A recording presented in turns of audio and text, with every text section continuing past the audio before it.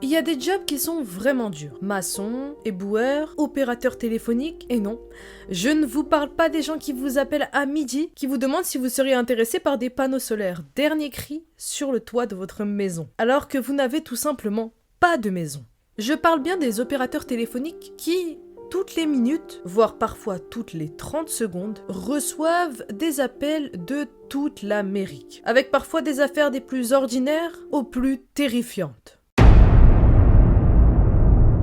Salut à tous et bienvenue sur ma chaîne, je suis Trauma encore une fois, et aujourd'hui, nous allons écouter ensemble les appels téléphoniques du 911, les plus troublants. Et croyez-moi, certains d'entre eux ont l'air complètement fous, et donc complètement faux. Et pourtant, ce que je vais vous raconter dans cette vidéo est totalement vrai. C'est du corps brisé, abandonné dans l'obsparition de sombritude, dangereuse, victime, macabre. Chaîne, je suis Trauma encore une fois.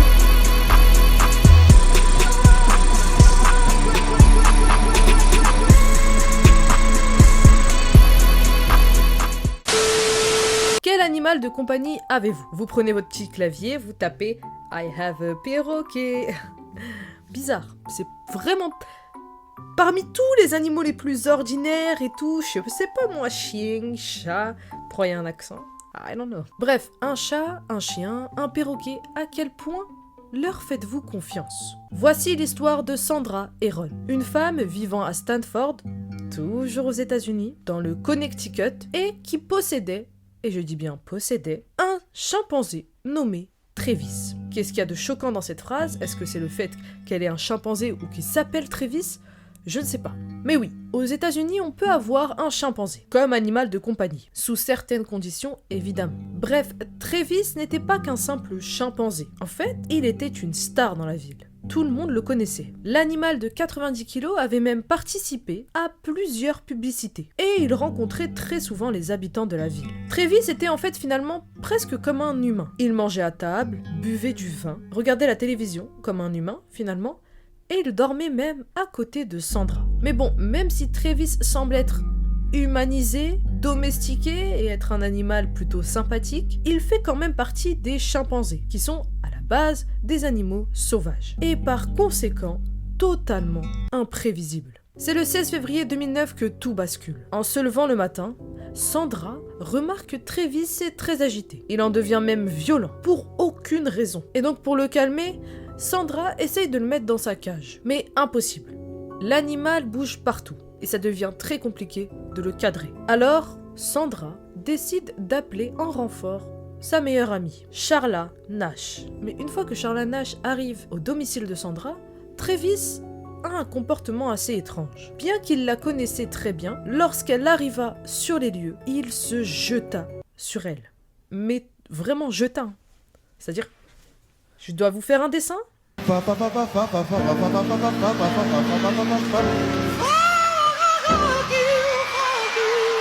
Et il l'attaqua violemment, en lui arrachant notamment le nez, les lèvres, les yeux et une grande partie de son visage. Évidemment, pendant cet acte de violence, Sandra, ne sachant que faire, va passer un appel au 911.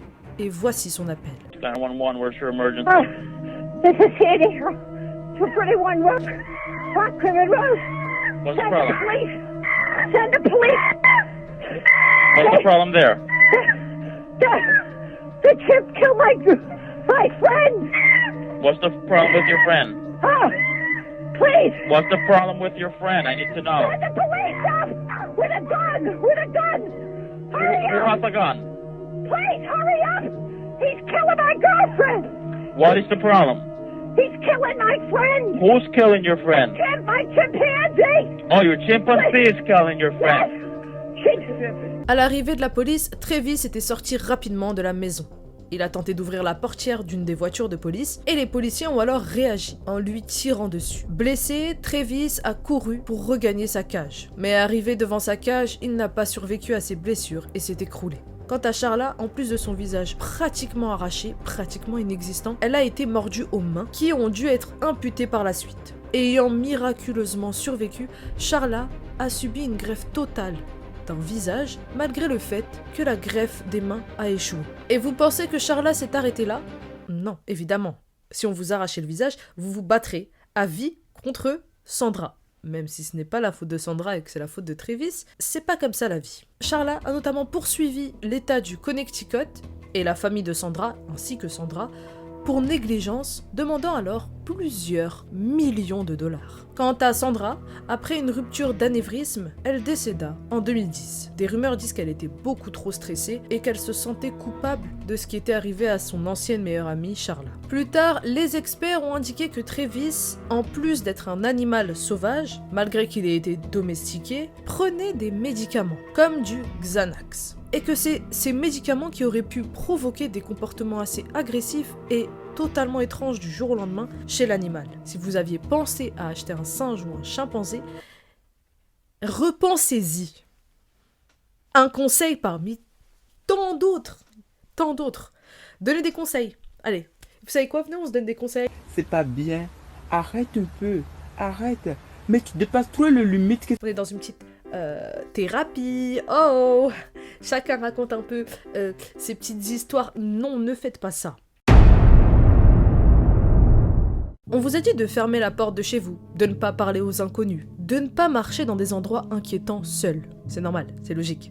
Enfin, et si on vous l'a pas dit, c'est bizarre. Et si on vous a dit au contraire de les faire, c'est encore plus bizarre. Je me questionne sur qui vous êtes. Alors ne vous questionnez pas sur qui vous êtes, mais questionnez-vous sur qui je suis, parce que je suis celle que je dois être. Mais qu'est-ce que être? Et le verbe suis-je? Moi j'ai dit non parce que maman va venir faire mes courses avec Je comprends pas, parle doucement quand tu me parles.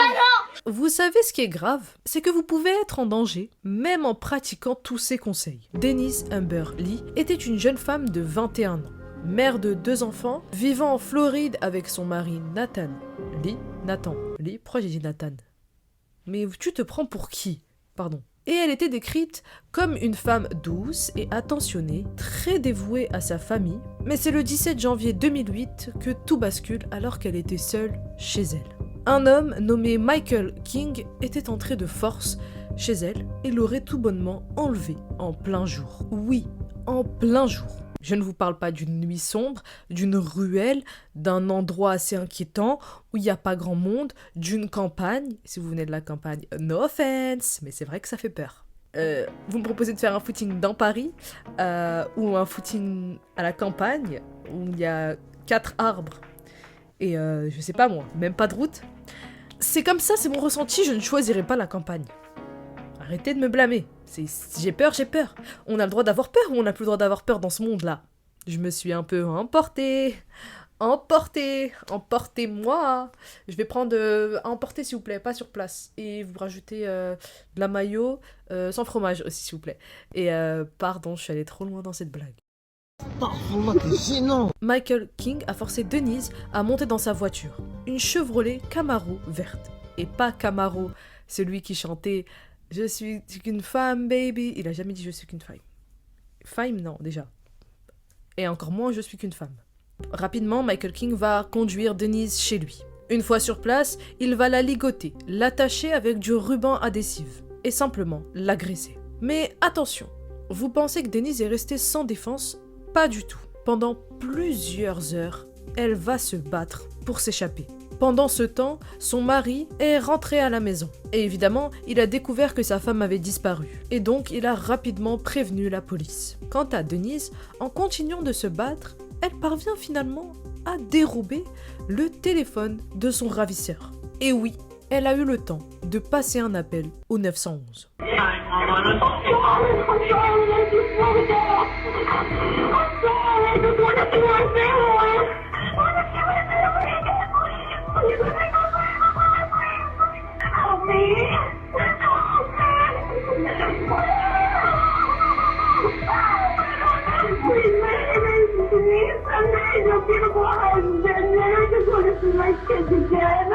Pourtant, même après cet appel, la police n'a pas réussi à la localiser. Et donc, ce qui devait arriver, malheureusement, arriva. Michael King emmena Denise dans un champ isolé et l'exécuta d'une balle dans la tête avant de l'enterrer dans une fosse peu profonde. Et ce n'est que quelques heures plus tard que Michael fut arrêté. En effet, il fut arrêté près d'un péage alors qu'il roulait à toute vitesse. Dans sa voiture, les enquêteurs vont trouver des cheveux et évidemment l'ADN de Denise, confirmant alors son implication dans cette affaire. Et sous la pression, Michael King a fini par avouer le meurtre. Quant au corps de Denise, il aura été retrouvé le lendemain. Et quelle est la conclusion de cette affaire? Denise aurait pu être sauvée. Et c'est ce qu'il y a de plus triste parce qu'avant l'appel de Denise, un témoin avait appelé la police et ce témoin s'appelle Jane Kowalski. Et malheureusement, cet appel avait été oublié, négligé on peut le dire. Parce qu'en effet, plus tôt dans la journée, Jane Kowalski avait appelé la police en expliquant qu'elle avait vu une voiture verte, donc évidemment la voiture de Michael King, avec une femme à l'arrière, en train de crier à l'aide.